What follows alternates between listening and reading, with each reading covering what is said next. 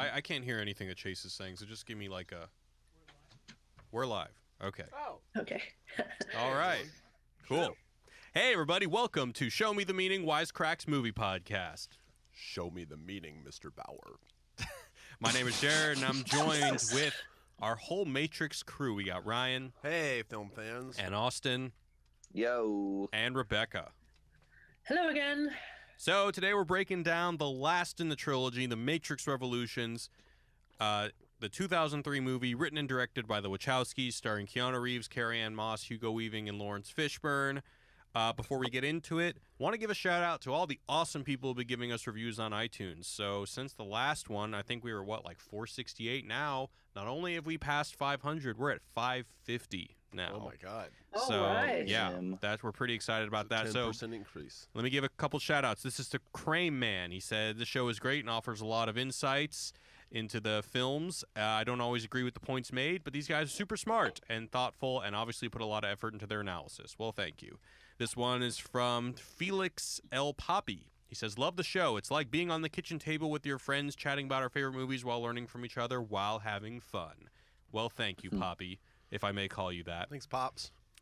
This one is called I'm in Love by Ryan Hoff. He says, from my early days of being a Matrix nerd, I've been looking for a place to wax poetic about the reasons why certain movies give me the feels. Well, as a fellow Matrix nerd, thank you, Ryan. And this last one is from The Truth Teller. He says, show is great. Very short, very concise, but to the point. He told it. We'll He told take it. So Are any women watching this? Or Yeah, what listening the to hell? This? Well, Crane, well, I guess not just the curious. last five I mean, reviewers. maybe the last one could have been. You referred The to Truth Teller could have been a woman. That's right. Yeah. All right, so I promised you guys we'd do something special for 500. So this Friday, actually, we are going to be recording a special episode, and we kind of played with the idea of doing a call-in episode, but then we thought to ourselves, this is the internet. What are we, crazy? And we just don't really have the people to like screen calls and stuff like that. So we are going to be talking about a bad movie, what we consider to be the worst movie ever made. But in order to discern which movie we should talk about, because not all of us agree on what the worst movie ever made is, we decided to do a poll. So this was a poll on Twitter, Instagram, and Patreon. So each one of us submitted one movie. Not me, though, right? I thought you did. Did No, you not? No, I didn't. Oh, okay. Because I'm not going to be there for that episode. Okay, so I think it was just me and Austin, and then I think one of our editors submitted the other two movies. So the movie I submitted was Southland Tales, because I think that's the worst movie ever made. Austin, what movie did you submit? I chose Idiocracy. Okay, he What? chose Idiocracy. Worst movie ever made? I thought that you submitted, Ryan, but I guess it wasn't you, Batman and Robin. No. That was not you. I like that movie. Or I don't think I don't like it. I don't think it's the worst movie ever made. Okay, and then the last one, I think these were both submitted by Ben, is League of Extraordinary Gentlemen. What? The only one that's in the running. Whenever we're talking about superlatives, like the worst ever, it's impossible. It changes daily, weekly, monthly. I mean, right now, if you were to ask me what I think the worst movie is, and I could give a hardcore defense as to why I think it's a worst movie, that's why I chose Idiocracy. Okay, well, that's what we're talking about here. I would give an hour-long thesis on why Southland Tales is the worst movie ever made. Well, Southland Tales I can see, because that's an objectively awful, awful movie. Idiocracy So is Idiocracy, right? No, it's funny. Okay, so No. in last place, with 6% of the votes, is Southland Tales. What? Yeah, I know. It's because no one's ever even seen it. See, here's what's fundamentally wrong with this question, is that when people see the question is, what movie do you want us to talk about? Here are our picks for some of the worst movies ever made. Right, so people aren't saying that they agree that this is the worst movie. They're just like, what do I want to hear the most talked about? Okay. Well, so I'm just saying that, hey, this is for the a grain of fans. salt. The fans have been giving us what we asked for. We asked them to leave us a review, so we're giving them what they want. I know. All right, so in third place with 24% is League of Extraordinary Gentlemen. What, do you like that movie, Ryan? I am ambivalent towards it. Okay. There's just a lot of other shittier movies. Southland Tales is a good pick. Okay. In second place with 27% is, what do you think, Ryan? Well, it better be Idiocracy, because everyone better not think that that's the worst movie.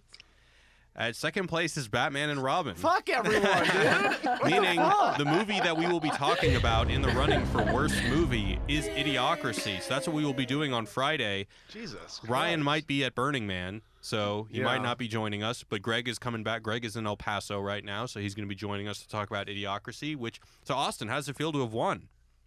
Better. I mean, I went from last to first, so I'll take it. Yeah. All right. Well, without further ado, let's talk about The Matrix Revolutions. I've had a really great time talking about The Matrix with you guys. The last one for me was a little bit of an epiphany. Like, I really had a really rewarding viewing of The Matrix Reloaded, which I hadn't had in a while. Yeah. So I'm excited to talk to you about the third movie, The Matrix Revolutions. Let's get first impressions. Ryan, bring it home. Well, so this movie actually has a special place in my heart. I saw it because the first time I saw it, I was so hyped for the conclusion of the Matrix trilogy that me and my friend Matt Cervetti, shout out to Matt, we decided that we were going to go to the first showing on that Friday. When it played. So he was smart and decided to just pretend he was sick from high school from junior year. I decided to just ditch halfway through the day, and then I got caught and suspended from school for it. So anyway, I always remember Matrix Revolutions or whatever as the movie I got suspended for. Anyway, having said that, that's besides the point, really, just an antidote. Having said that, I remember leaving the movie like it has the best mech suit battle I've ever seen. Mm-hmm. That's about the only superlative I can give for it, because the rest of it is very similar to Matrix Reloaded in the sense that it's just a jumbled mess of nothingness. And I'm excited to hear your thoughts on it. Okay. So I have to say D minus. Okay, let's move on to Austin. Austin, what do you think? So first impressions, I remember when it first came out, all my philosophy and film buddies were super disappointed, and it took me a while before I watched it, and then I watched it and I was kind of like, okay, I get it, but I hadn't seen it since then. So I've seen it once, which was when I was in my late teens or something like that, maybe early 20s, whatever it was, and here we are 10 years later seeing it again. And to be honest, man, it's not a good movie, but I kind of prefer it to the second one in terms of just watching it, because there's not much going on philosophically, at least explicitly, at least not as much as the second one, and definitely not as much as the first one. So it's kind of just an action film with some people trying to fight some machines and over long close-ups on people firing machine guns, and so it's kind of more basic, but whatever. I'm lukewarm to the film, and whatever. It's not as bad as I thought it was in my memory, and it's kind of Okay. Some very lukewarm sentiments from Ryan and Austin. Yeah, it doesn't make me angry. I'll say that. They introduced too many characters too for a third movie. You're kind of like, what characters did it introduce? all the fighters in Zion.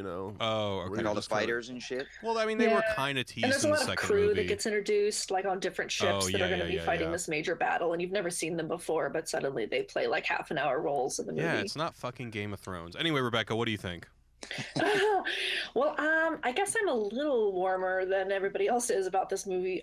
So when I first saw it, I was just super excited because I was planning to write this. I think, Jared, you and I have talked about this before. I was planning to write this paper for my metaphysics class in philosophy on why each one of the Matrix movies represented a different era in the history of philosophy regarding metaphysics. And I thought this third one fit super well into my conclusion. So that's mostly what I took away from the film. Damn it, I'm going to get an A+ on this paper. And I didn't. Oh, no. What'd you so get? I don't know if I should blame the third movie or not, but What'd you get? I got an A, not an A+. And some for some of us, professors just don't give out A+. That's crushing. That's crushing. So An A might as well be enough, dude. No, but it was, I think I almost wish that we'd done these three podcasts back to back to back, because I would have preferred to see the movies in a marathon session instead of having a little while between them. As I was watching it, last night and prep for this, I just have such a fondness for this movie, but I can't remember if I like it better than the second one. I don't remember feeling particularly fond about the second one. I feel like it's kind of meh compared to the first one and the third, but I mean, yeah, after the first one, it all kind of gets very unclear, and it's it's just about generous readings at that point. So yeah, didn't get an A. Thank you so much for that, Matrix Revolutions, but otherwise okay. Yeah, I got like nothing out of this. Like I was super jazzed after The Matrix Reloaded because I felt like I got something. So in comparison, I almost feel like I like The Matrix Reloaded more than this movie. Oh, I do. Definitely. I also feel like this movie feels like the directors are just burned out. All the cool action sequences are in the second one. There really aren't any cool action sequences in this third one that even come close to either the Burly Brawl or the freeway chase. I disagree. Me too. I disagree too. When there's that poke, that hole poked through Zion, and all the aliens come out, and then they form a giant super alien. That thing, that's where I was like, awesome. Okay. Here we go. So I'll agree with you that aesthetically, I do not like human mech suits like in Avatar. What? I just don't, or in Aliens, I just don't like that. But they're it's so a pure cool taste. to look at. I'm just not on with that. Yeah. Having said that, I do think that it was probably the most emotionally resonant action scene in both of the sequels. I didn't really feel anything in the freeway chase or the Burly Brawl, but you definitely do feel something in this fight, and that's probably the highlight of the movie. But I love the freeway chase. Yeah, me too. Oh, it's a spectacle. It's awesome. It's yeah. But I mean, anyway, I was so excited after seeing The Matrix Reloaded, that this viewing, I was coming to it with like a more primed brain that finally understands The Matrix Reloaded on some elevated level, and that I was going to watch The Matrix Revolutions and it was finally going to click, and I was going to walk away saying that at least on an intellectual level, these movies succeed. But honestly, I only have questions. I was super disappointed. I got almost nothing out of this. I was pretty bored the whole time. The only thing that really caught me off guard as being better than I remembered was the siege sequence that we were just talking about. Yeah, it's pretty good. Other than that, well, Jared, it sounds like you need to go back and watch our what went wrong. I did. Because I thought we did a pretty good job of making a compelling case. But the third one had some interesting shit happening in it. Well, our conclusion was ultimately that here are some guesses, but we have no idea what's going on. And at least how I have this conversation, at least planned to be framed, I'm basically just going to be asking questions. We're going to see what we can figure out here. But I think a lot of the things that you unearthed in that video, I think are as apt as you can be. Going back to what you had said a second ago about them just feeling like that it was two directors burned out. Yeah. Like, that's the most amazing thing to me, because for two directors come right out of the gate, right, and then and make The Matrix, which by all accounts is groundbreaking special effects. Like, you watch and you're like, whoa, like it is really, like even today a lot of it holds up, I feel like. And how do you regress in two movies? How does everyone, you mean special effects wise? Yeah, everyone remembers the second one's looking shitty, and they are. I mean, I don't get it. The answer to that is, for the first movie, they said, we have these visions, and everyone says they can't be done, but they did it and they made it look awesome. So then they're going to do the same thing. They're going to say, we're just going to keep raising the bar, except this time the technology didn't catch up to their ambitions like it so fuck that word. Like it did in the first one. Serendipitously did in the first one. So you think that they had this grand vision, and that it just so happened to be technology could accomplish it, but their vision got too grand? Yes. You don't think it was I think it was the opposite. I think that they were honed in filmmakers, and they knew what they could get away with, and they cinematically, and they used their resources, made an awesome looking movie, and then they just got, to your point, maybe either a little lazy, just like they had a team of, they were making two movies at once. Remember, they made two movies at once. They probably had 1,000 effects artists. They're like, all right, we just want an alien battle, and then all of a sudden it's like, yeah, like you said, they're burned out. There's not enough hours in the day to make sure every frame of the alien battle is state of the art. They achieve it to a degree. Conspiracy. In the second movie, they create a one man versus 1,000 people epic battle that, is mostly achieved. I mean, there are some CGI shots in that look really boring. There's still the element of it has no motivation within the plot, which makes it drag a little bit. But in this movie, we see a fucking real-life Dragon Ball Z battle with two guys fighting in midair, but it's just not that cool. Yeah, why? I like the rain effects. I thought those were cool. Like, whenever they clash, they got the big circular energy field of rain. I thought it was cool, but yeah, for some reason, didn't really cut it. Anyway, we got a lot of questions to ask. I don't know how many answers we're going to come to, but let's go into a recap. So, minutes after the conclusion of The Matrix Reloaded finds real-world Neo still in a coma. He awakens in a train station controlled by the Merovingian where programs are transported from the real world to the Matrix.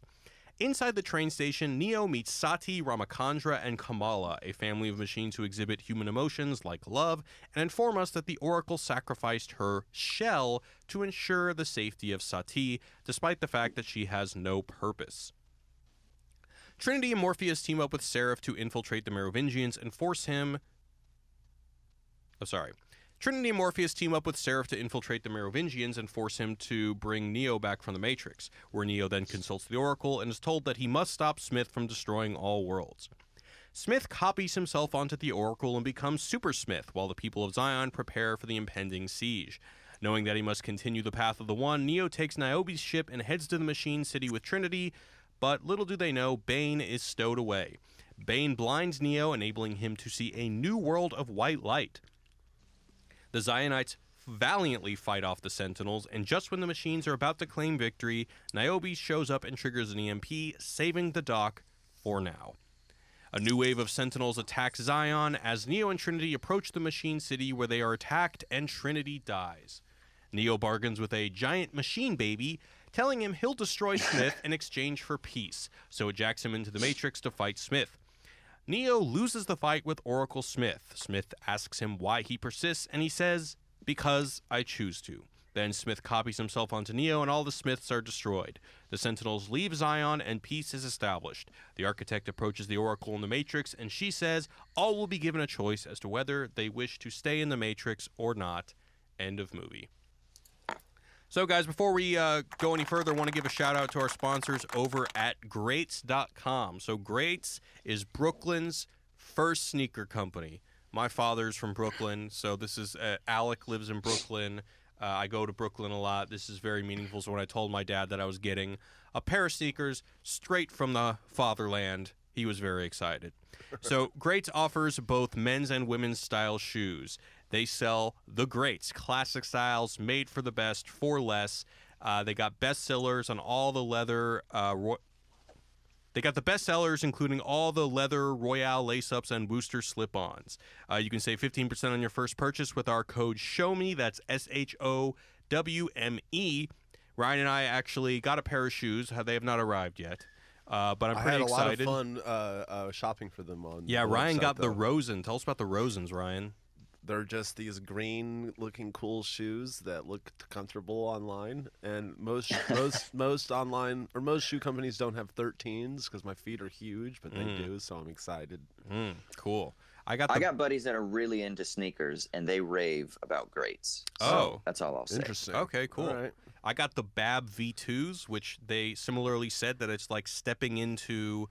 I can't remember what they said, but they said it was very comfortable. It was like stepping into like a mesh cushion or something like that. Whoa. And so, I'm all about that comfort. I know Ryan is too. So we'll let you guys know how they are when they come. But in the meantime, to get 15% off your purchase, go to greats.com and enter the code SHOWME, SHOWME. And on with the show. Okay, so I've got a list of questions, but I actually wanted to frame this with a certain thing. So Rebecca's actually writing a script for us right now. Actually, she just finished it on systems. And she talks about this thing called the artist's critique. Do you want to explain what that is, Rebecca? Oh, geez, I'm so sorry. I was distracted. My partner came in the room, and I was trying to whisper to him to be quiet. Oh, no, it's okay. The artist's critique. Oh, yes, the artist's critique. Yeah, so basically it's part of a critique of capitalism. It's a kind of critique that focuses on things like the lack of agency that people have within capitalism, the way that they're stuck, the way that they don't have any individuality, that they're kind of just like everybody else because capitalism just wants a series of drones that are just going to be, drones for capitalism, just going to be making money, putting money back in. So they don't really care if you're an individual. And the artistic critique kind of arose around the 40s and 50s and 60s, right? You think about the beat poets who are like, fuck this, where we need some individuality, we need to kind of resist and find some authenticity in our lives because capitalism is just rendering us these like mindless, right? parts of the machine. And so all of these people start responding by trying to dig into authenticity or and continuing to find individuality, and those kind of become the new gods, the things that matter, right? As a form of resistance to capitalism: authenticity, individuality, etc. So I had read so we kind of talk a little bit in the video. The first film can be read as an artistic statement about escaping the system. At the end, we have Neo, who he's become the one. The last shot is him literally unshackled, flying through the city. And then the second film is almost a criticism about how these artistic critiques, these things that say, oh, you can escape the system by having this savior or whatever, can actually help the system thrive. So in the first one, we have him as the savior, and the second one we have, well, these savior narratives can actually be co-opted by the system to make the system stronger. And so in this third one, with Rebecca's thoughts in my mind, I was like, okay, so what is the next step? If the artist critique is saying that, you know, there are certain ways in which we can elevate ourselves above the system, and then the second movie is saying even those systems can be co-opted, what is the alternative suggested in the third one? But I found nothing. If anything, I found that it just became a religious narrative again. What do you think about that, Rebecca, Austin, Ryan? Rebecca, what do you think?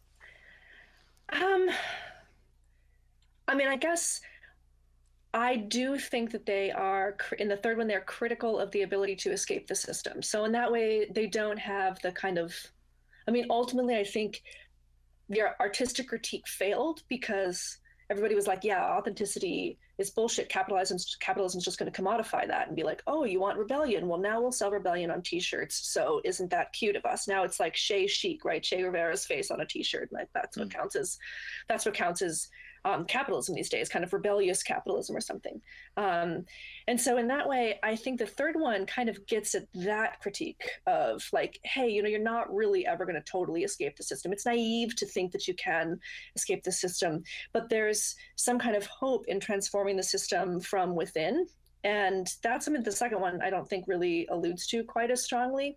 And the other thing I like about the third one is that I think they do more interesting things with the machines than the first or second one do. They're mostly the bad guys in the first and second one. Maybe not as much the second one, but in the third one, they definitely sort of strip that idea, right? That the machines are just, and for the record, they're machines, not aliens, right? The machines are just bad people. Yeah. That idea kind of goes away in the third one, which I find really sophisticated and really welcome in a plot that before that was pretty much just good guy versus bad guy. And I mean, that's so, you know, 19th century. Nobody likes that anymore. So yeah, it was nice because even the machines are exploited in a way, right? Exactly. When Neo says that he just wants peace, you almost get a level of empathy from the machines that are in Zion that kind of like when they abate and they go down, they almost do it like dogs do. When dogs kind of like when the attack dog kind of cowers down and it's kind of like, okay, cool. Well, we didn't really want to be here anyway. We were just armed gunmen, and now we don't have to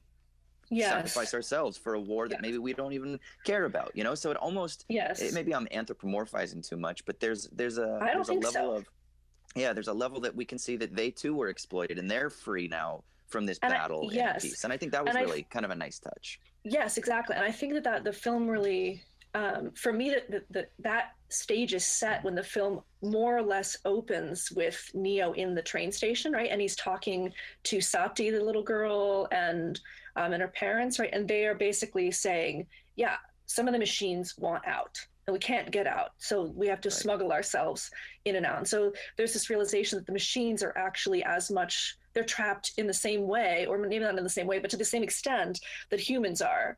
And so then Neo has to figure out like, oh shit, these machines aren't just mindless, you know, pieces of you know, flat technology. They actually have some kind of agency and affect and desire. And it matters to me now that I also free them and not just free the humans. So I thought that was I think that really sets the stage for why Neo is so important, not just to the humans. And that is a really compelling, for me, that's a super compelling thing to do, to say the bad guys you thought were bad guys are actually sometimes good guys, and they're just as trapped as you are. And so maybe we need to get rid of this like pretty false dualism and think in a more complex way about who's culpable for the problem and how we can fix it. Right, but I would say that I actually read it as quite radical. I think that the only reason any progress is established is because of Smith. And Smith basically just crashes the system violently. You know, it's only because of him that Neo is able to have any bargaining chips and to actually get the machine baby, whoever that is, to... Yeah. Right, but it's also the wisdom of Neo and the Oracle for realizing the tendency of the algorithm that is Smith, right? So they pay attention to the pattern and they say, let's actually, it's almost like an accelerationist argument. It's let's let the system in this case being Smith, let's let it keep reduplicating to the point where it overexposes itself and it becomes this one homogeneous enemy. And even the Oracle gives herself up. And then Neo says, and then this is how I can destroy it from within. Yeah. Because now it's only a single point of contestation rather than like this decentralized, it's all over. Now it's, I've only got one inroad and that's all I need to do, and once I get in there then I can destroy this virus in a singular event. I mean, in a way, it's kind of like Zizek's overconformity model, right? Like you show the ludicrousness of certain systems or certain laws by conforming to them to the nth degree, because obviously none of these laws were intended to be conformed to so perfectly. Like a police officer, right, that cites another police officer for overstaying a 2-hour parking limit or something, right? Then it'll become clear that like actually the 2-hour parking limit is totally strange, and like who's enforcing this and who it gets enforced on is pretty arbitrary, and yada yada. And so I think there's something like that here. Like Neo and the Oracle are sort of like, let's just let this go, let's just overconform. Like, oh, you wanna do that, do you? Well, go for it, sir. And then once he's finally kind of overconformed so much the system's starting to break apart, then that's when you can really right. But Smith isn't part of the the system. In the example that you're citing, it's let the system play out and then it will just eat itself. But Smith has always been a rebel. He's some sort of aberration in the system. I don't think he's always been a rebel. It's not always, but ever since the end of the first movie. Let it expose itself. Yes. What is it? Is it the system, or is it which are Smith? Once it becomes like the one single point, then that means that there's a clear choke point by which you can overturn the system, because it's only one point rather than like this thing that can navigate transparently and you don't know where it's going to be and it shows up. Now it's just everywhere because it's the only thing that exists. So now it's easy to fight. But I don't think that Smith is a product of the system. No, that's why I said the system being Smith, because Smith is a type of system. It's a viral system, right? Right. So I don't mean the Matrix as the system, but let Smith do what he's going to do within the larger system, because it's systems within systems here is what we're talking about, right? Smith is a system, the Matrix is a system, any sort of kind of interworking of meanings or parts, I guess we could call a system. Okay, so we might as well jump to the end here. Here's my first in a series of questions. So let's just talk about the end. When Neo says, because I chew to, and then submits to Smith, what happens? Does he get manually deleted by this baby thing? Do they cancel each other out? Why is this choice a paradigm shift? Yeah, well, so here's the thing. You were talking about religion earlier, and I mean, there's clearly religious themes in this. When he gives up his body, a cross like explodes from his body, clear as day. Right? So I mean, they're not being subtle here with their Jesus illusions. But the thing that I thought was so interesting is maybe the biggest weakness of Smith is that Smith is fighting for the Matrix, but Neo is fighting for everything. And I think that's where Smith's biggest vulnerability is. Does that make sense? No, because Smith isn't fighting for the Matrix. He's just a nihilist that seems to want all worlds to end. No, but see, he can only think, I think, within the confines of the Matrix. That's his world. But Neo, the reason that Neo is excessive in Smith's mind, beyond what Smith can comprehend, because he says, "Why are you doing this? We already know what the fates have ordained. What's the point?" And he says, "Because I choose to." The point is that there's something beyond what Smith can comprehend, because Smith can only comprehend according to a very limited logic. But Neo can appeal to this transcendent idea, this something beyond. And I think that's what it is that makes him powerful in relation to Smith's weakness. See, I don't think that that's right, because the whole thing is that Smith not only... I mean, we see with the character Bane that Smith is able to exit the Matrix and inhabit the real world. But not only that, but what Neo tells the big floating baby thing is that he's not going to stop until not only he destroys the Matrix, but destroys this world. And then specifically the Oracle says that Smith will destroy all worlds if he's not stopped. Right, but is that his intention, or is that just the consequence of him being this virus that only flows according to its programming? Well, it's hard to say, because I don't think that he was programmed. He chose to. It was intentional. I don't think he was. First of all, yeah, in the Matrix Reloaded, we see that he does have some sort of choice. He says that I knew what I was supposed to do, but I didn't. I couldn't. I was compelled to stay, compelled to disobey. I've seen the movie too many times. But he has there. I mean, it's interesting because he has two conflicting, I don't know, algorithmic compunctions. I mean, that was, yeah, you can cut algorithmic compunctions out. That's kind of wordy. But right, one of them is his original one to end. Right, to fight and get this guy basically to the source, right, to try and end the savior thing that's happening. But then Neo, like sticks his happens, and now he's more than the original programming. But he's not his original programming anymore. So he still has this desire, this like all-out purpose to end Neo, but now he has this additional ability to operate outside of the initial confines of his programming. And so he just has these two things that are happening to him at once. One of which is, okay, you're a program that's defunct. Now you need to go back to the source and get recycled or whatever. And the other one is, no, I'm supposed to kill Neo. And he gets to pick between these two opposing but equally valid and equally present programs within himself, and he chooses one over the other. Wait, but he doesn't have the other programming in him. He still does. So he says, you're saying that the one of his programming is to enter the source, his other part of his programming is to kill Neo, but he tries to. You're talking about in the second movie. He says, "I'm going to take what you tried to take from us." Purpose. I don't know exactly what that means, but I don't think it means as simply as, well, I'm going to revert to my other side of my programming, and then we'd be ignoring what he says in the third one, is that I've discovered the purpose for life. The purpose of life is to end. Now, yeah, no. I just mean that I think we don't need to see him as totally, as moving absolutely and fundamentally beyond his initial purpose with the program, because his initial purpose with the program, it basically is to seek out Neo and to destroy Neo, and that purpose does not change, and he is still enacting that. I mean, even till the very end, it morphs a little bit. I just mean to say that I don't think we can say it's complete agency.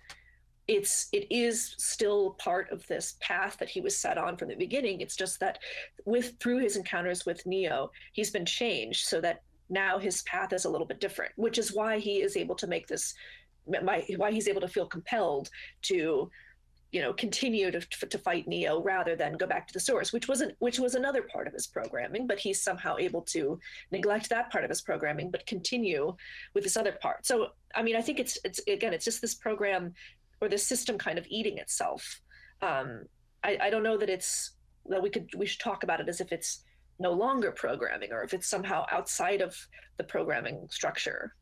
Yeah, and this is that great paradox that you get all the way back to ancient Greece and Oedipus. Like, does Oedipus do the things that he's fated to do because he's fated to do them, or does he choose willfully to do them? And there's this amazing paradox. And whenever we try to maybe force either freedom or determinism, then you get into an oversimplification. But there's this wonderful, like, juxtaposition, this tension that is, Smith is fated, Neo is fated, but then at the same time, what is it that keeps Neo fighting, even though his, death is imminent or whatever? And he says, "Because I choose to." And so there's this weird tension and this transcendence that he appeals to that is beyond the logic that Smith can comprehend, that I think is kind of lovely, actually. And it's religious, but it's really it goes to the heart of human thought for millennia, that beyond that might be inexplicable. So when he says "I choose to," he's not really saying that he chooses to do anything in particular for any apparent reason, and that's the point, because it's transcendent. Maybe it's just the fact that he has choice that makes him unique. He just says he has the ability of choice, and Smith doesn't really, not in the same way. He does, but it's more of a confined choice, whereas because he doesn't understand the logic of anything outside of the world to which he's become accustomed, he doesn't understand this excessive idea of choice. But I mean, that is what you know, as I rewatched again, I mean, if there's one thing that annoys me about The Matrix, it is not the crappy graphics. It is the language of choice and free will. I mean, it is just, it's so bludgeoning. I mean, I just feel like let the dead horse lie. You do not need to, you know, this is incessant.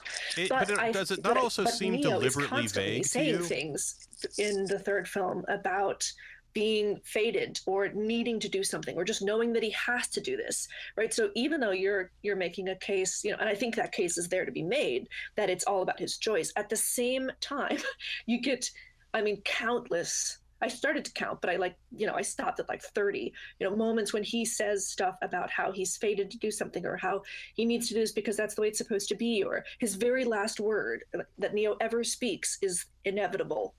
Right, it was inevitable. I mean, so like, what the fuck, Neo? I mean, you know. So I don't think that it's just that he's got choice, and so that's how he bests, because you know that's how he best bests. Because at the same time, he's really buying this whole like, I am the one. Yeah, I am the one, and I'm supposed to do this stuff. He's really buying this whole like journey purpose business, which is I think where we get a lot of the religious. And that's where a lot of the religious stuff comes from in the third movie, especially. But anyway, so yeah, I think it's kind of both at the same time. Did the Oracle scenes frustrate you like they frustrated me? It seemed like a lot of it was so vague, like deliberately vague. Why did they frustrate you guys? Because it just seemed like every time there was like vagueness, every time there was, I don't know. Is that what's happening? You tell me, Austin. Was it like, oh, I'm following this completely? Like, yeah, it makes sense that she says that. Neo says that, why didn't you tell me about the Sentinels and the Architect and all that stuff? And she says, because you weren't ready. Who said I wasn't ready? You did. Oh, that makes sense. Or it just all this shit about like, oh, we can't see past choices that we don't understand. Yeah. You know, just all this fucking nonsense. Where does she get her fucking knowledge? I don't know, man. But I mean, to be fair, if you go back and try and read anybody, right? So like when I was writing the video, Jared, you were like, okay, we're gonna do some stuff on free will and you know all this stuff because obviously we have to. It's in there a billion times, and so I was like, okay, which of the like 45 major philosophers who've written on you know free will versus you know fate or determinism should I choose here? And they are basically all equally unintelligible. So I mean, they basically sound like the Oracle does. I don't think that you get. I mean, so in fairness to the poor Oracle. I don't really think you get a clear account of fate versus free will or choice. I mean, that really makes a lot of sense. I mean, it makes so little sense that most people have to solve it at the level of symbolic logic and not at the level of like, you know, propositions like we're talking about them. Because it's just so crazy and so it's so I need an expert to tell me. You have to just make it like pure symbols. I feel like the line is so thin between nonsense and legitimate philosophy here. So I mean, you two are the You're not wrong, but I just wanted to point out that I'm not sure this is a failure of the movie. I think this is a failure in how we're able to conceptualize. Oh, the movie is a failure. It's a failure of the movie. A failure of a movie. Okay, I will say this. So there is, as somebody who spent years in studying theology and in Bible school and shit like that, this problem of determinism and free will. Oh yeah, I was training to be a pastor for years. So, whoa, well, they wouldn't let me be a pastor because I'm a woman, but otherwise I would have. Oh, you got to find yourself a good progressive seminary, girl. I know plenty. They let women be pastors in those progressive schools that are going to hell because that's against God's will. Anyway, but this is something that theologians have struggled with for millennia, right? Exactly. I mean, yes. And so there are these great little books. They're called like 4 Views books that lay out these 4 different points of the spectrum. So it's like libertarian free will on one spectrum, which is you're absolutely free and that God and that fate can't impinge upon that. And if it does impinge upon that, if you are impelled, or I'm sorry, if you're compelled in any way, then that's a violation of your libertarian free will. And then there's like hardcore determinism. It's sometimes called like double predestination. Like the Calvinists, right? Well, there's a particular Calvinist named Ulrich Zwingli that is known for this. And he basically said, God not only chooses the elect, he also chooses those who go to hell too. And then there's like 2 positions in between those that try to like finagle that like maybe there's some element of determinism, but we also can retain freedom. Like God uses our freedom to realize the performative Yes. declarations, and then there's like process theology, which is there is no future. So this is a very difficult thing that people have tried to work through, and it might verge on the nonsensical, but I think it's just because it exceeds commonsensical understandings of I'm picking up my pencil right now. I am choosing that. Or my mom told me to do that. Therefore, I was compelled to do it. Those are like simple examples, but I don't know. When you start to kind of explore this further, it kind of takes us into the contradictions at the heart of being. Absolutely, yes. I mean, even down to like causality, right? What does causality mean? Well, it depends on which philosopher you're reading, and based on how you understand causality, there go your your understandings of choice or free will or determinism. It's a mess. I'm just trying to say the Matrix might not be totally at fault here for being the ones who did it wrong. And they're relying on a history of philosophy that's also like pretty fucking unclear about how you deal with these things. So yeah. Okay, let's say the thing that is most annoying to me actually might surprise all of you. With all of this said, this idea that choice in the midst of a sea of nothing is very, I don't like that because it's just super, super nihilistic. So Nietzsche makes a distinction between passive and active nihilism. And active nihilism is, Carl Schmitt then theorizes about this later on, which is it's this idea that it's grounded upon nothing. There's no necessary reason for it, but the strong will or the strong decisionism is what ultimately overcomes that threat of the nothing. So when Nietzsche says, because I choose to, there's nothing transcendent about the choice. It's not rooted in any Neo sort of... says that? Yeah, sorry. I mean, I'm sure Nietzsche at one point said that as well. Yeah, I'm sure that he did. Yeah, when Neo says that, it's just very kind of... This is my problem maybe with the Wachowskis' position ultimately, is that it's not grounded in anything beyond. There's no metaphysics that it really ultimately roots in. It's just a nihilistic decisionism. You do it because you choose to. So you just choose to be an X type of person, or you choose to follow X type of mission. And I don't know. For me, that's not satisfactory. Wait, but could you not also say that Neo is divinely inspired? Yes. I mean, but I don't think he is, because he just chooses to. So it's a conception of God that I think is... So in philosophical terms, it's like a political theological understanding. So Carl Schmitt writes about something called political theology, is what it's called. And a lot of people would criticize it for his kind of misunderstanding of the intrinsic connection between metaphysics, which is the beyond, right? The thing that physics can't measure, or the things that formal logic maybe can't always aspire to. Kant would call it the noumena, maybe this realm beyond, something along those lines.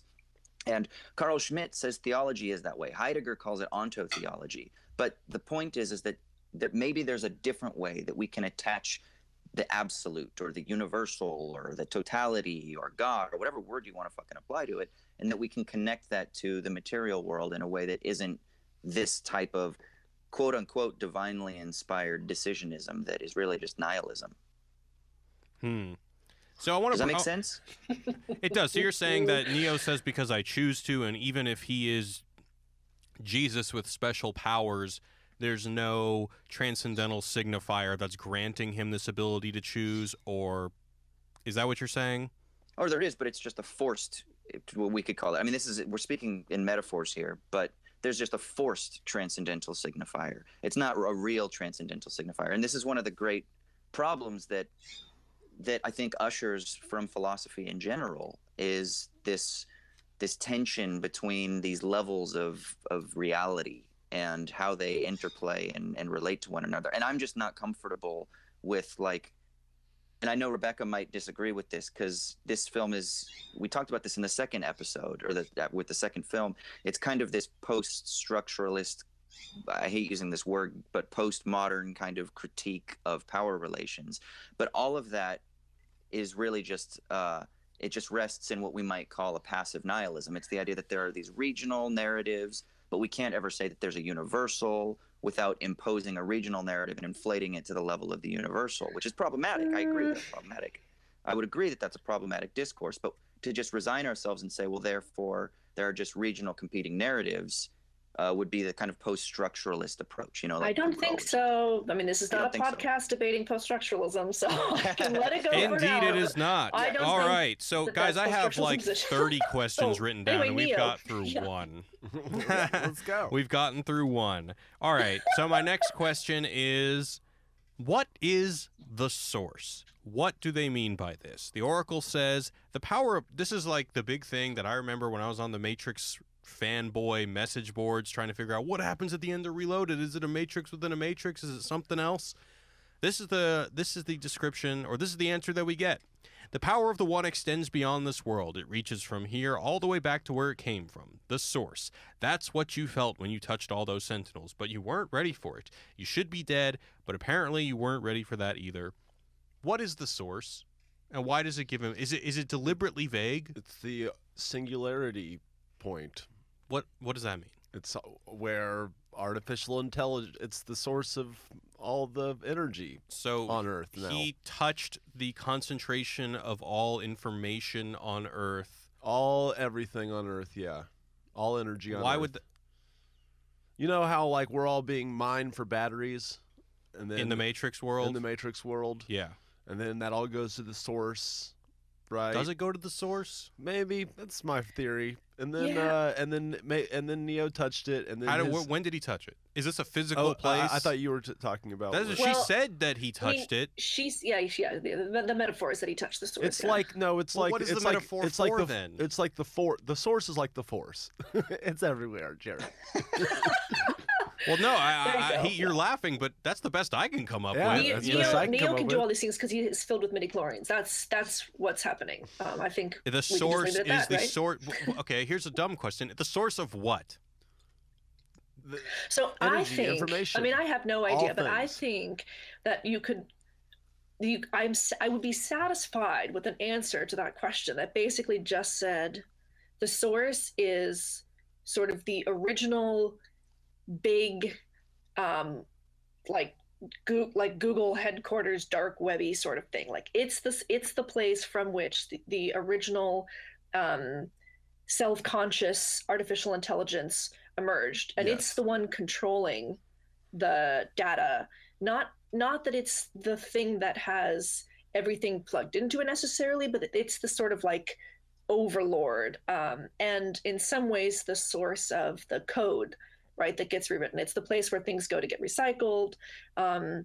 So I don't feel like I need it to be more than that.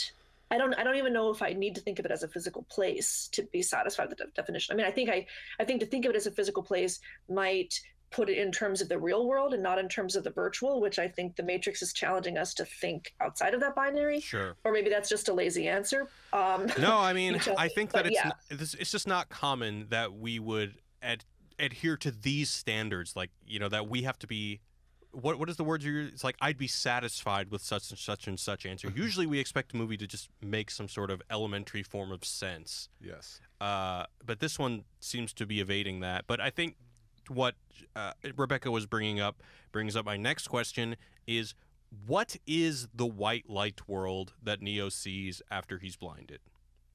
He sees the source of the real world. What you mean, how he can see all of the lights and everything? The virtual within the real. Yeah. He sees like it's like the equivalent of the Matrix code in his old Matrix home. So I've read people say things like, oh, well, he can see like the electricity through the wires and stuff in the machine world. Or like, he can basically see the Wi-Fi signals and stuff. He can see the info. So, I mean, I feel like I'm being too literal with what Rebecca is saying. The virtual within the real. I don't think so, though. I mean, I think like what other way, if you wanted to somehow visualize this crazy paradoxical point that the real and the virtual were distinct, but now they're no longer distinct and you can't tell one from the other. Like, how the fuck would you do that? How would you do that in a way that's going to make any sense to anybody? Because it inherently doesn't make sense. Like, it's inherently a confusing thing. So one way to do it is to make it look like the real and the virtual, like they're just two sides of the same coin. So Neo has sight right? He can see with his human eyes. When he can do that, he sees everything like you and I see it. And when he loses that, he sees everything as as the virtual world might experience it. But it's the same reality. It just has these sort of like this very thin membrane, right, that separates whether or not you can see that they share the same world or not. So yeah, for me, I think it is literally the virtual within the real and the real within the virtual. And I think maybe there was no other way that they could have demonstrated that in a visual film cinematic way. It's like doing ayahuasca or DMT and getting a glimpse behind the veil. Someone named Vivek on the live chat informed us the source is the source code of the Matrix. We kind of said that. It requires the one to patch the anomaly every time. Why would touching a source code almost kill him? Because it's so powerful or some shit. Is it not lines of code? I thought he was supposed to reach. Well, it might be that. Thank you, Vivek.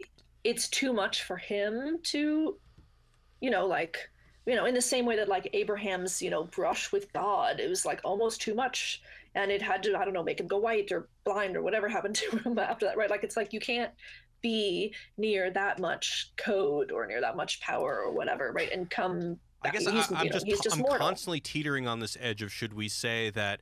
Are we talking about literal code here, or are we just talking metaphorically? We're talking about things that we can't really describe because the movie is now functioning on the level of something beyond our capacity to reason. Well, I think we're talking about literal code because they've visualized. Is it the code? So it's like code is everywhere. But it's not the code. This is code. It's not the code. Okay, so we're saying that it's not only the machine's code, but our biological code. Right, but I think that as well. That the Matrix is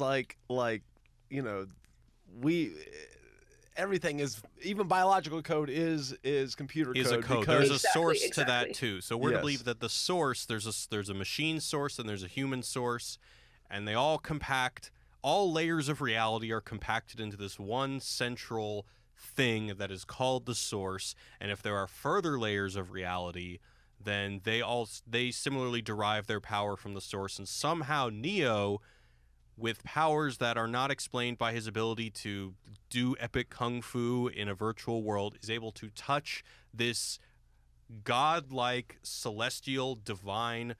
I'm just going to pretend it's a giant orb of light. I don't think it's celestial or divine. I mean, we're supposed to think of it, I think, as part, at least for part of the films, as kind of the headquarters of the evil shit that happens in the films. So I don't think we're supposed to think of it as some like transcendent thing or some godlike thing. I don't think so at all. I do think we're supposed to think of it as something that is like basically on the side of the machines, such that the humans who are in Zion are not attached to or part of or in any way connected to, quote, the source.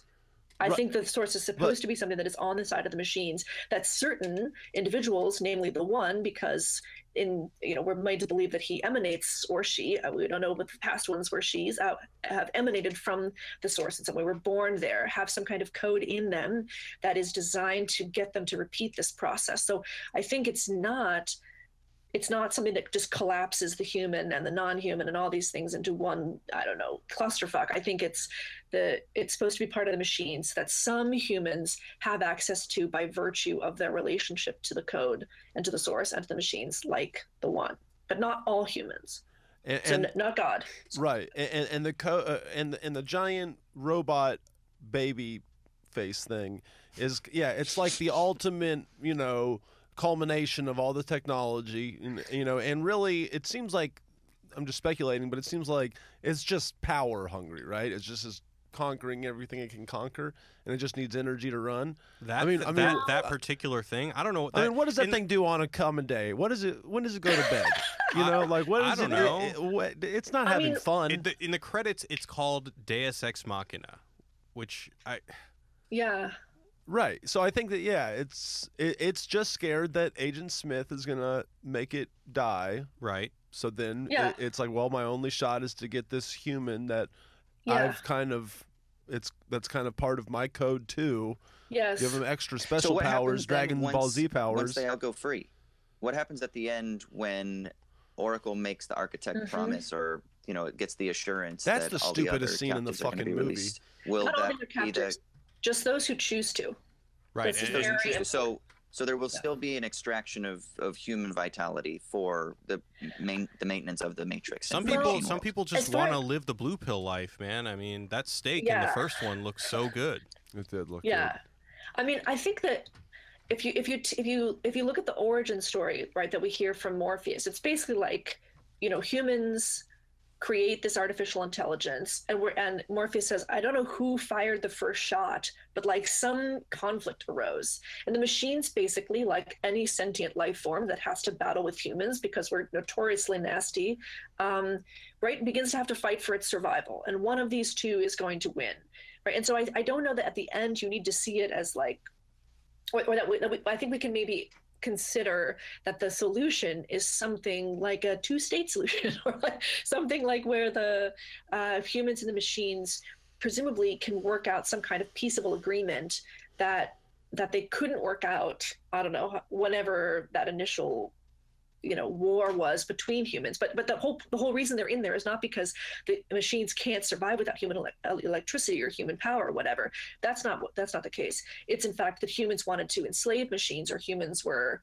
and maybe I'm pulling a little bit from some of the other Matrix material and not just the films, but yeah, I feel like the problem is the conflict between the two, and machines were just trying to survive, and that's why they put humans into this place so that both could survive at the same time.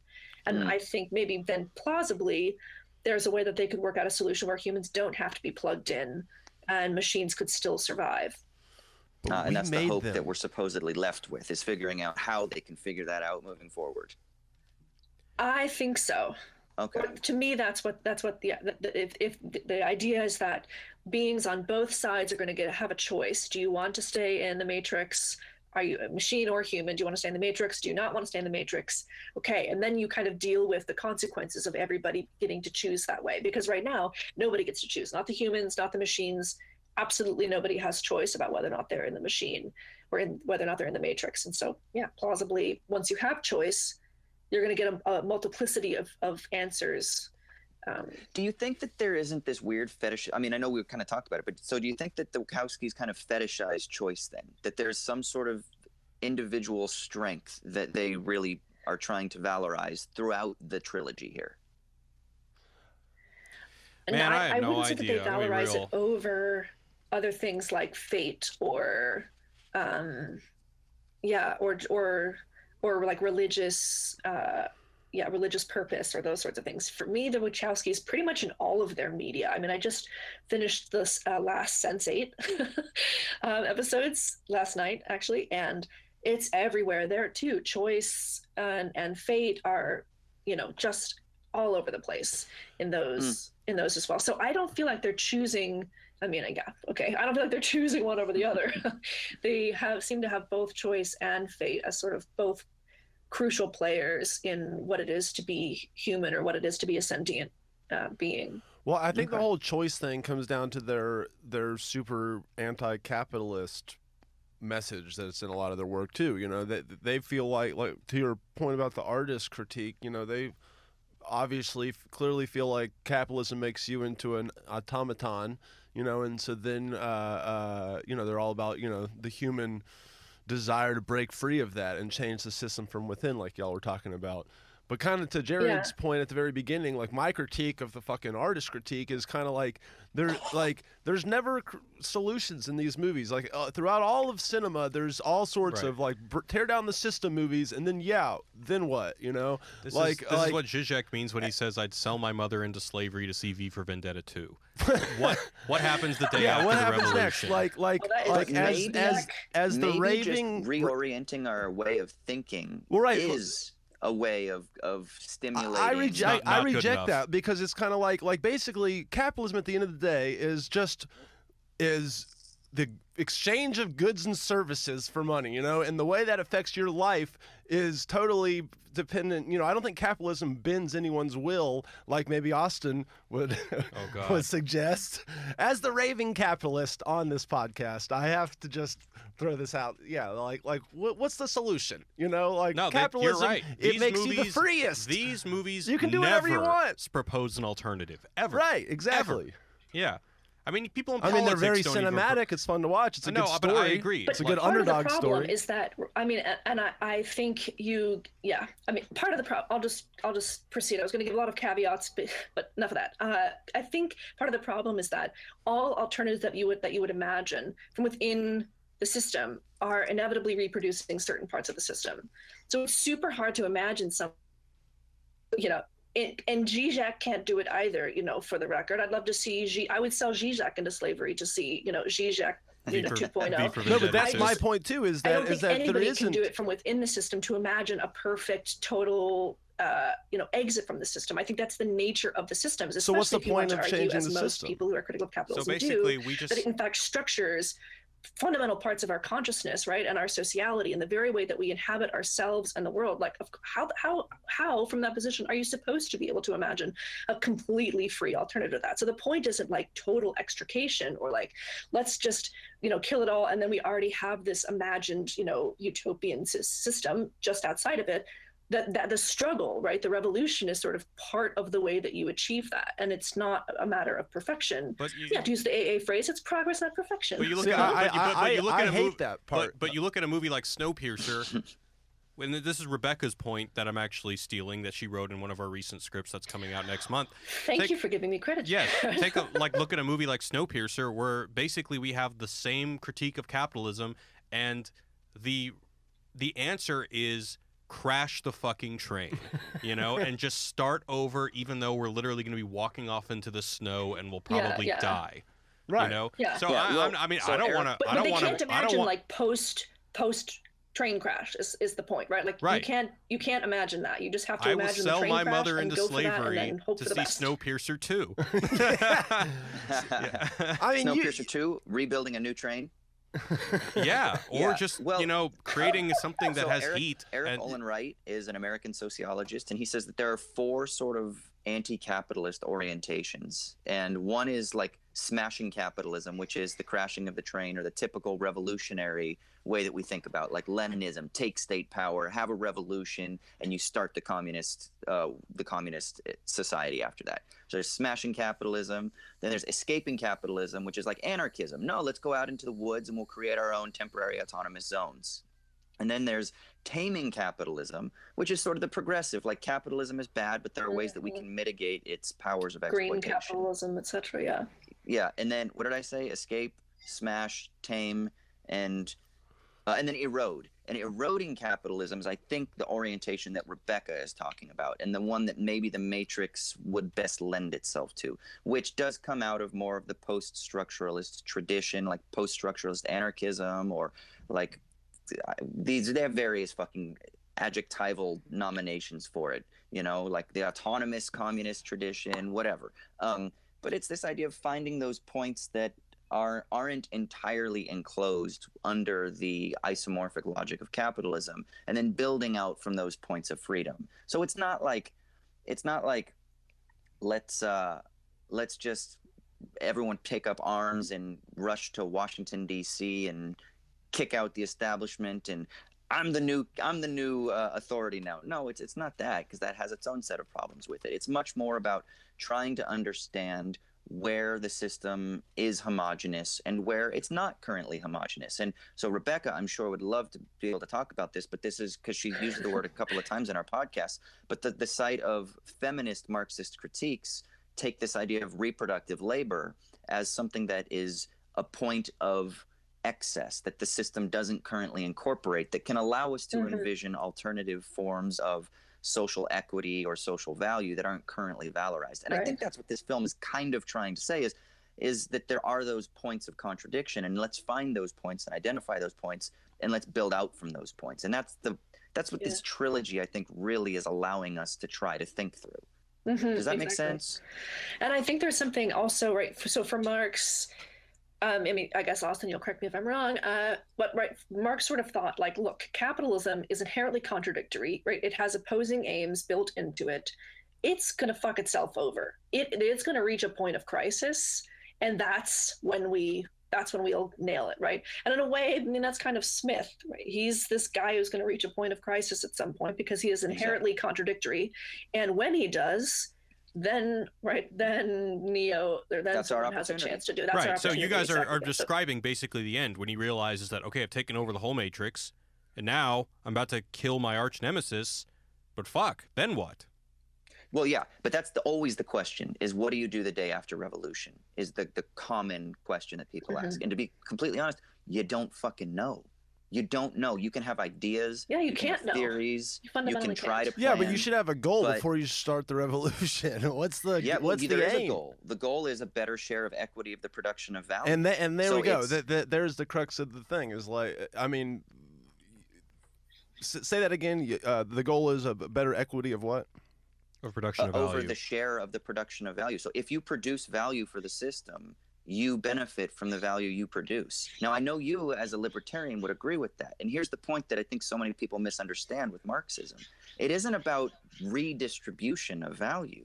It's about recognizing that the value that we produce as citizens, as just workers, isn't what we benefit from. So in the Matrix, for example, the idea is it's about trying to create a more equitable system that attaches us to the value that we're already contributing to the system in the sustenance or the sustaining of the matrix in metaphorical terms. Yeah.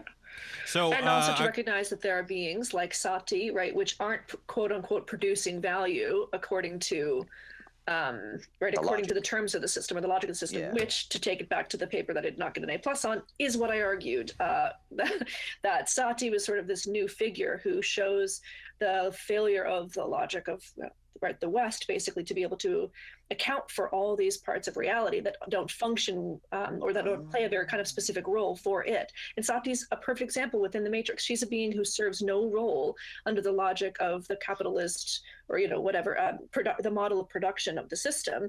And yet she's really valuable. And why is she valuable? Because she is a being, right, who has desires and goals and sees herself in her life, and her parents see her, right? And so she has some kind of value that's irreducible to the value the system has. So you think it's really crucial that she's like a young Asian woman?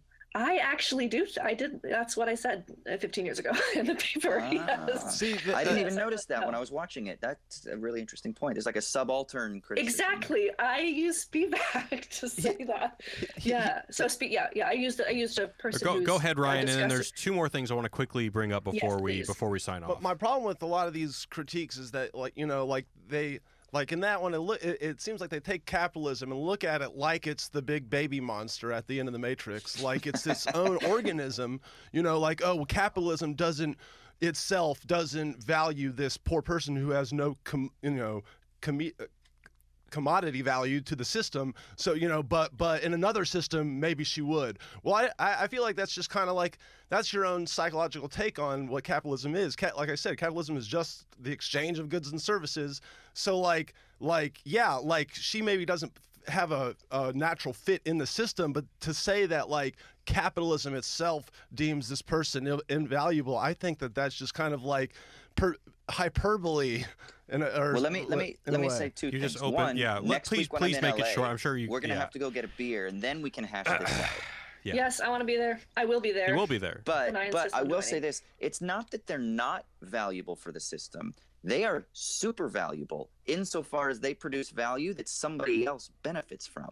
That's the point. It's that they don't have a place in the system for their own intrinsic worth, but they're only valuable as a cog in the bigger machine. But that's someone else's perception of their value. Have value in the system, right? Like you need beings who function outside the system that you can continually abuse or take hold of and exploit in some way, right? So they don't necessarily always have, like, this is the point with subalterns, right? People who are not plugged into capitalism in the same way that you and I are plugged into capitalism, but are nevertheless abused precisely because they land outside of it, and capitalism sees no labor value in them. So I think, yeah, so that's another spin on how she might be not valuable, but precisely as an expendable, non-valuable individual, nevertheless valuable for the logic of capitalism. Okay, If so that makes sense. But last two things I want to bring up. I feel like one of the things that is, I think, the answer to all of. By the way, I wrote down 30 questions. We got through 3.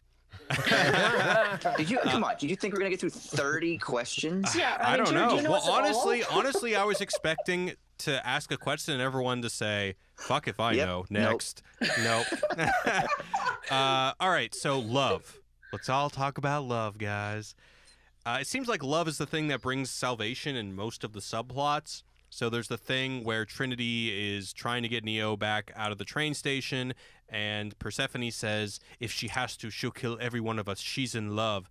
And then the Merovingian says something that I found interesting. He says, it's remarkable how similar the pattern of love is to the pattern of insanity. And then later when Z and Link's wife, I think the one that was supposed to be Aaliyah before Aaliyah died, she's making shells, getting ready for the battle, and she's like, I know how you feel, but you can't do this. She says, I have to. Why? Because I love him. I love him the same he loves me, and if I were out there and he were here, I know what he'd do. And she says, but you're going to get yourself killed. It's crazy.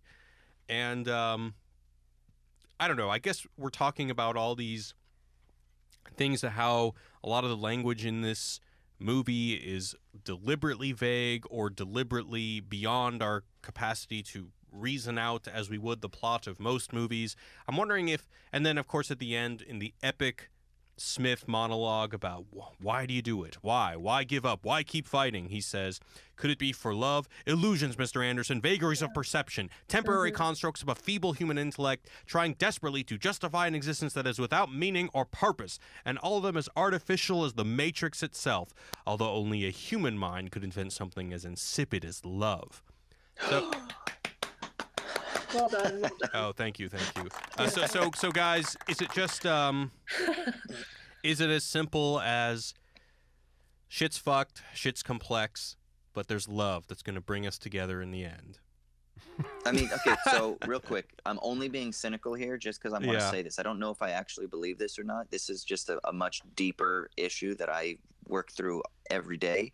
But the cynical me says this is the same hokey bullshit that we saw in Batman versus Superman, where Superman's like, you are my world, that's why I did all this. There was no real meaning, but through the force of my choice, I chose. Shut the fuck up. That's some hokey bullshit. Do you think that cinema in general, because it requires a 3-act structure, it requires resolution, for all these movies that deal with these concepts that are pretty hopeless and pretty bleak and don't have clear answers, do they just lazily fall back on love because they're like, well, you know, I'm trying to create a movie that reflects on the kind of abysmal philosophical nature of our time, but we need a happy ending, man. What are we going to do? All right, love. People can get behind that. What's the ultimate one of those? Say it, Jared. The ultimate one of The those. ultimate love ending. I don't know. It's Interstellar, dude. Oh, yes, absolutely. Oh my gosh. Absolutely. Yeah. Don't even. It's like, how do we go with this? Where do we go with this? Yeah. I just want to point out that the kind of love that they'll fall back on is always, I mean, I am not the Marxist in this group. So just Austin, just so you know, I'm not usurping your territory here, right? No, it's a super capitalist kind of love. It's like one dude, one chick in love together, the kind of till death do us part sort of bullshit. It's super heteronormative, like missionary sex, boring. We're talking about in the Matrix 3 we're talking about right now? And the Matrix is like that as well. So I mean, I don't in the think Matrix it's a coincidence video that at the very game, end, all these movies fall back on some like what basically is a version of love that was invented, you know, like about the time modern capitalism was invented. It's just it's super pale, and I hate it. I hate it so much. But I also think from that perspective, right? I think Marx a few times makes comments about the way that women, for example, are roped into marriage through forms of through ideas of love. It basically functions as this like bourgeois ideal that basically keeps us all in line and keeps us all in check by, you know, by functioning as if you own this other person through this kind of love, it's supposedly selfless, but it never really is selfless. So I feel like it's all part, and the Wachowskis do a really good job of showing that love is basically just as much a part of the system as anything else. It doesn't exceed the system in any way. it's still kind of wrapped up in the system, and that doesn't make it necessarily Damn, exclusively Rebecca. bad, but it does make it. It makes it not exceeding the system in some way. Well, the only argument I have against what Rebecca says is in the Enter the Matrix video game, which I also reviewed, because it has 40 minutes of new scenes. Yes. Yeah. There is a scene where Monica Bellucci makes out with Jada Pinkett Smith. Oh my gosh, are you kidding? I missed what? Yep. Okay. All right. Hey, Just can leaving that out can I just there. ask Exciting. a question? Is there whenever I see Monica Bellucci, I just see sensuality. Just her face. Oh, well, did you see her fucking dress she's wearing in the club? It's ridiculous. Yeah, it's ridiculous. It's ridiculous. For the record, by the I same love point, love. Trinity is wearing like a skin tight leather. All the women in those movies are treated, for their bodies. Their bodies are we really, talked really about this in the highlighted, not second just one, her. right? Like the hedonism. There's like a sensuality, and I mean that in the technical sense, like of sensation. There's something about like this sensitive, sensational hedonism that the Wachowskis are really exploring too. Yeah. All right, last thing I want to bring up. Merovingian's chest. I don't know why we didn't get to see that. Doesn't seem fair. Well, you did get to see Keanu Reeves' ass in the second one. Come on. Oh, you're right. Yeah, you're Keanu's right. a beautiful man. That bit when the rain's falling on his face and he's been beaten up, I looked at his skin. I was like, Jesus, it's flawless. He is a beautiful man. That might have been their most convincing. So some stupid shit special I got to get effects, out of the yeah. way, because we got an email recently. Somebody's disappointed that we didn't go through all of the basic stuff. So the Merovingians Club is called Club Hell. Satan imagery, you fought through hell to do so. Super obvious. The train station is called Mobile Avenue, which is an anagram of limbo. But the last thing I want to end on is the title of the movie. So the Matrix Revolutions, obviously Revolutions calls back to cyclical stuff. There's the cyclical nature of what the architect was talking about. But also, one of the coolest things that I only realized on this viewing is that there are a lot of visual callbacks to the first movie. So there is a sideways tracking shot that introduces us to the Merovingians Club, which is the exact same shot in which we see the club in the first movie. There's a rear projection is used when Neo re-enters the Matrix after being saved from the train station. So rear projection is basically in the first Matrix, Neo's in the car the first time he's re-entered the Matrix after being shown the real world, and we basically see these blurry images of the Matrix outside the car window, and that's because they're taking a projector and projecting it onto like basically a white wall behind the car. So they use that again.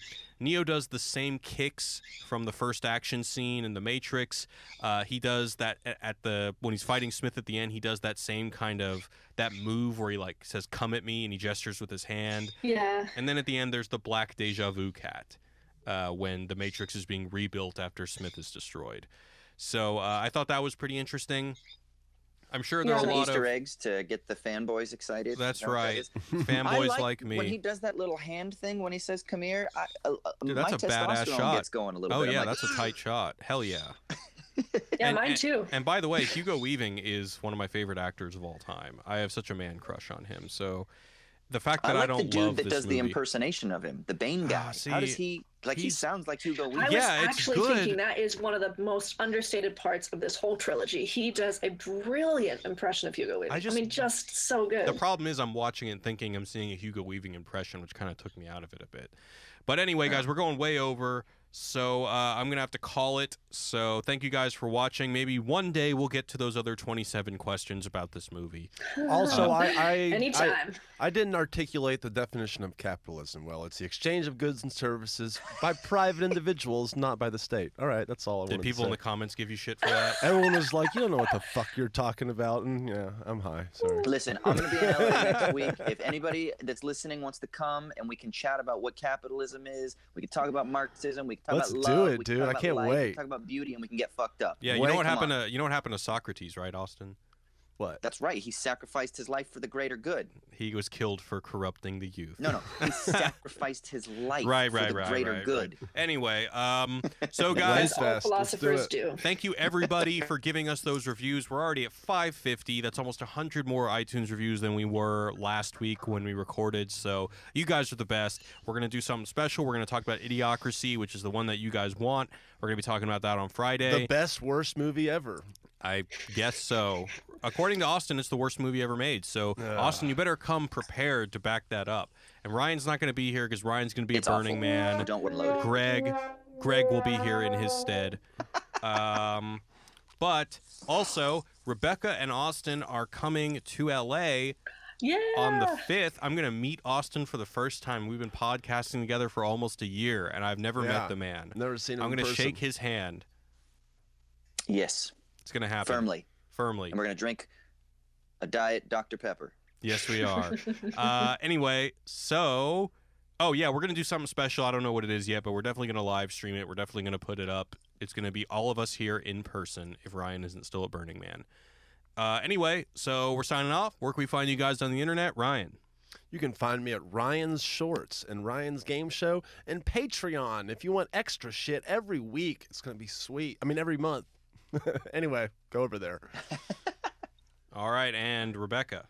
Oh, I hate this question. Nowhere. I mean, you cannot find me anywhere. I'm on Facebook. You're going to have to go to Eugene and stalk her. I have some publications, but otherwise, no. All right, and Austin. Hit me up on Twitter, Austin_Hayden. I also co-host a philosophy podcast called Owls at Dawn. We actually just released an episode on time. So if you've ever had that stoner moment where you're like, bro, what even is time? Then check out this episode. We delve into this famous argument by a philosopher named McTaggart who says that time is not real. So check it. Spoilers, it's about capitalism. You guys, and you analyzed the movie In Time with Justin Timberlake? It's really not. Cool. I promise you it's not. Anyway, thanks for watching, guys, or rather listening, or if you're watching on the live stream. Anyway, peace. Both. Ciao. Goodbye from Hollywood, California.